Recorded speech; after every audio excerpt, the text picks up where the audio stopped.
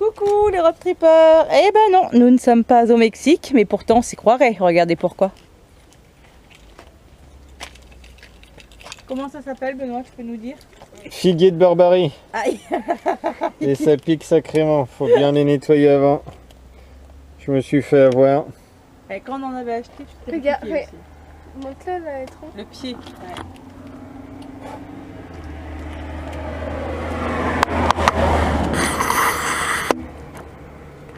Ah ouais, quand même, les épines. Ouais, c'est des micros épines, donc ils sont un peu pénibles à retirer. Et c'est bon? Oui, c'est trop bon. C'est consommable, tout à fait. On a déjà mangé. Faut bien retirer les micro-poils. Je me suis déjà fait avoir, moi aussi, une fois. Voilà. Et ça, si c'est pas du produit 100% fraîcheur.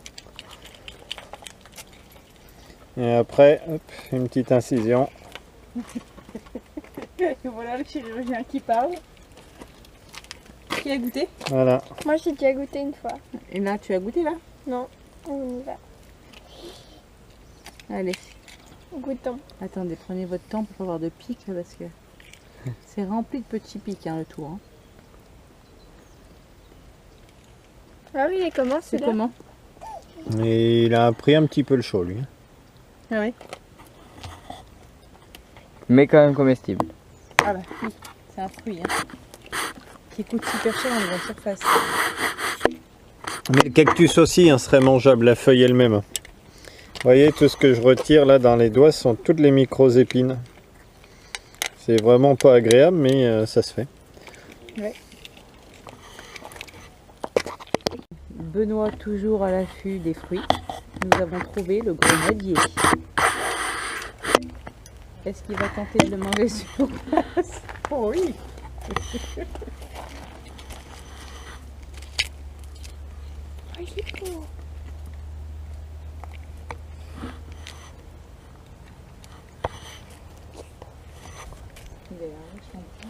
Waouh, il a l'air super mûr. Oh, je peux bien regarder. Autre chose à dire, Lily? Non, tu veux rien dire d'autre. Mais non, elle se mange pas la caméra. Lily? Je pense qu'il est goûté. Alors, c'est comment? Je m'en lèche les babines. Mais La taille qu'elle fait. Maman, mange les. c'est du pépin, ça. C'est ça qui est 100% bio. On a carrément. Goûte. Et après, tu veux bien montrer sur la quoi? Mince. Ça c'est tous les fruits. Pour ceux qui connaissent la grenade, c'est pas sorcier. Sauf que là, on la mange au pied d'arbre. Top. Pas de produits chimiques. 100% bio. Regardez-moi ça. J'en connais une qui serait contente, c'est ma mère. Maman, tu serais contente. Mais je t'en aurais bien ramené, mais le temps que je te les ramène, elles vont pourrir. Donc je les mange pour toi, maman. Lily? Et voilà. Coucou les road trippers. Bon alors non, on n'est pas retourné en Bretagne, mais on s'y croirait un peu. Je vais vous faire visiter. On est au camping, dans un aire de camping-car et de caravane. C'est une association en fait. Je vais vous montrer. Donc là on a une piscine.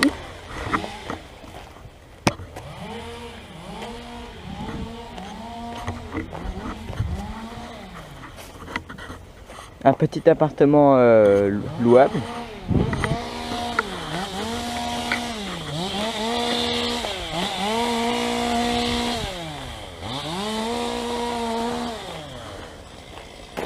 Petit garage ou abri à outils. Les sanitaires. Une porte puissante. Une grande douche avec eau réglable et pommeau. Une autre douche, toujours réglable, ce qui est bien par rapport au camping. Avec la porte. Là, on sort des sanitaires.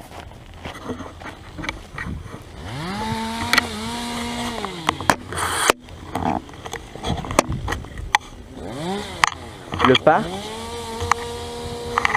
peut accueillir beaucoup de camping-cars.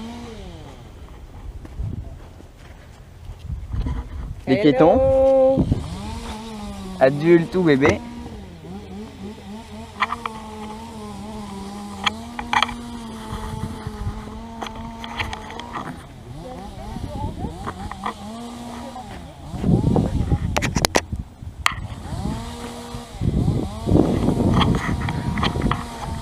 Beaucoup d'arbres fruitiers.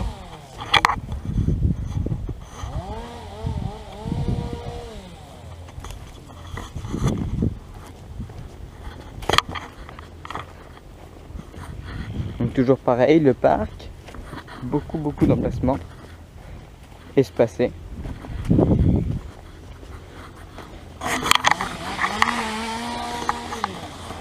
Notre camping-car. Il n'y a personne dedans.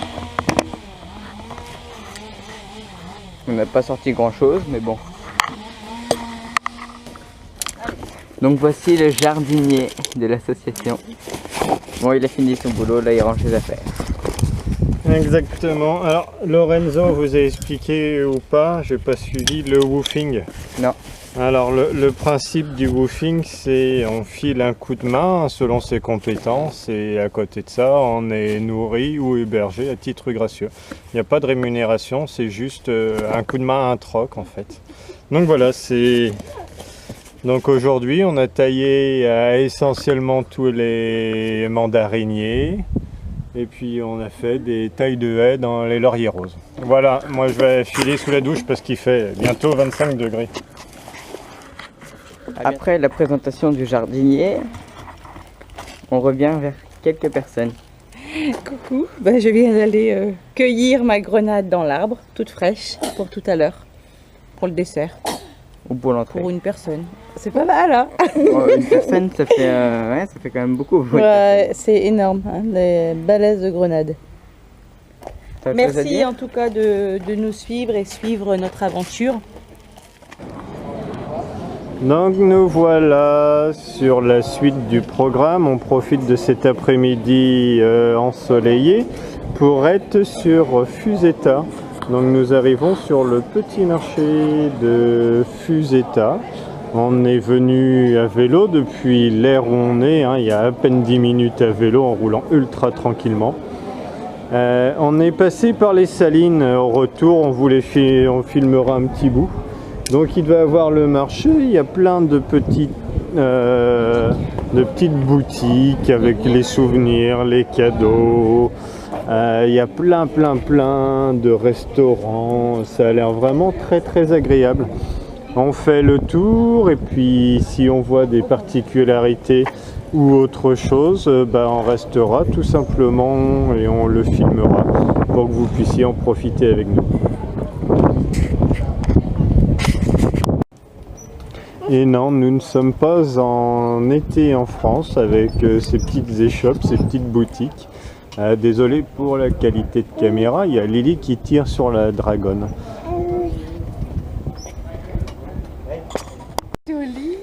Donc vous ne verrez pas tout parce qu'on achète quelques souvenirs pour la famille de notre road trip. Donc on ne filme quand même pas tout ce que l'on prend.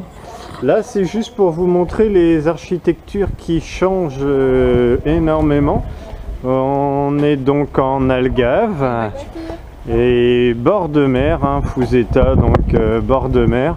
Voilà, on se retrouve avec de grands bâtiments, de grands immeubles. On sent que ça commence à être quand même plus business que le nord. On continue, à tout de suite.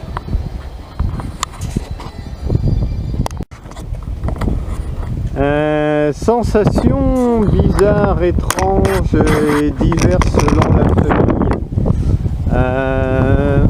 Personnellement, je me sens moins à l'aise ici que sur les parties reculées.